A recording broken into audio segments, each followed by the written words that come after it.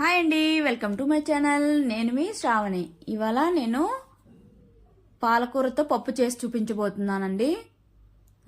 అందరూ చేసే పప్పే కదండి, అంతా మాకు తెలుసు అని అనుకోకండి. చేసే విధానాన్ని బట్టి కూడా టేస్ట్ మంచిగా ఉంటుంది. ఇంకెందుకు ఆలస్యం, మరి స్టార్ట్ చేసేద్దాం. ముందుగా పాలకూర అలాగే కొత్తిమీర తీసుకొని మంచిగా వాష్ చేసుకొని పక్కన ఉంచుకోవాలి. తర్వాత ఒక కప్పు కందిపప్పు తీసుకొని బాగా వాష్ చేసుకొని అలానే వాటర్ తీసుకున్నాను తగినంత. ఇక్కడ గ్యాస్ అనుకునే వాళ్ళు కందిపప్పుని ఒక హాఫ్ అన్ అవర్ అయినా మినిమం నానబెట్టుకొని చేసుకుంటే బాగుంటుంది. తర్వాత ఇందులోకి ఆకుకూర, కొత్తిమీర, అలాగే తగినంత ఉప్పు, పసుపు, అలాగే చింతపండు, పచ్చిమిర్చి ఒక 10, అలానే ఒక మీడియం సైజ్ టమోటాలు ఒక 3 తీసుకున్నాను. తీసుకొని వేసుకొని అన్నీ ఒకసారి మంచిగా మిక్స్ చేసేసుకొని కుక్కర్ మూత పెట్టుకొని స్టవ్ మీద పెట్టుకొని మీడియం ఫ్లేమ్లో మంటను పెట్టుకొని ఒక 3 to 4 విజిల్స్ వచ్చే వరకు కుక్ చేసుకోవాలి. కుక్ అయిన తర్వాత స్టవ్ ఆపేసి కుక్కర్ని స్టీమ్ అంతా వెళ్ళిపోనివ్వాలి. వెళ్ళిపోయిన తర్వాత ఓపెన్ చేసుకొని ఇందులో ఉన్న వాటరు ఒక గిన్నెలో వంపేసి పక్కన పెట్టుకోవాలి. పెట్టుకొని పప్పు గిత్తితో మెత్తగా వెనిపేసుకోవాలి.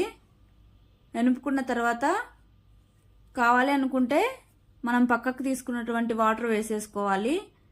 నార్మల్ వాటర్ అయితే యాడ్ చేసుకోండి, టేస్ట్ అయితే బాగోదు. తర్వాత పోపు పెట్టుకుందాము. స్టవ్ మీద పాన్ పెట్టుకొని హీట్ ఎక్కిన తర్వాత ఆయిల్ వేసుకోవాలి. తర్వాత జీలకర్ర, ఆవాలు, అలాగే వెల్లుల్లి మంచిగా క్రష్ చేసుకొని వేసుకుంటున్నానండి. తర్వాత కరివేపాకు వేసి వెల్లుల్లి బ్రౌన్ కలర్ వచ్చే వరకు కుక్ చేసుకోవాలి.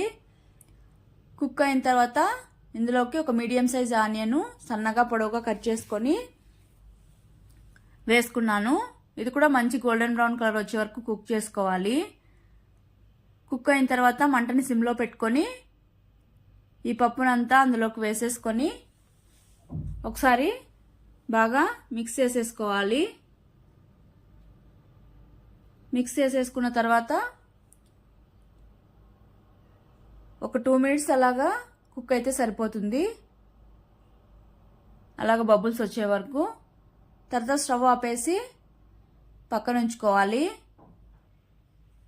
ఇప్పుడు ఒక కడాయి తీసుకొని అందులోకి 1 స్పూన్ ఆయిల్ వేసుకొని అందులోకి 1/2 స్పూన్ చిల్లీ పౌడర్ వేస్తున్నాను.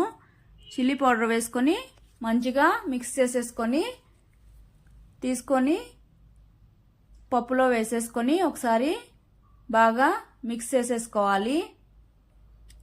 ఇలా వేసుకుంటే టేస్ట్ మంచిగా ఉంటుందండి, ఒకసారి ట్రై చేయండి. తర్వాత సర్వ్ చేసేసుకోవడమే. ఇదైతే రాగి ముద్ద, చపాతీ, రైస్, రోటీ ఎందులోకైనా చాలా ఎమ్మీగా ఉంటుంది ఈ పప్పు అయితే. మీరు కూడా తప్పకుండా ఒకసారి ట్రై చేయండి. ఏముందిలేండి, నార్మల్ అందరూ చేసుకునే పప్పే కదా అనుకోకుండా ఒకసారి ఖచ్చితంగా ట్రై చేసి మీకు ఎలా వచ్చిందో కామెంట్ సెక్షన్లో కామెంట్ చేయండి. Okay, bye. Thank you for watching.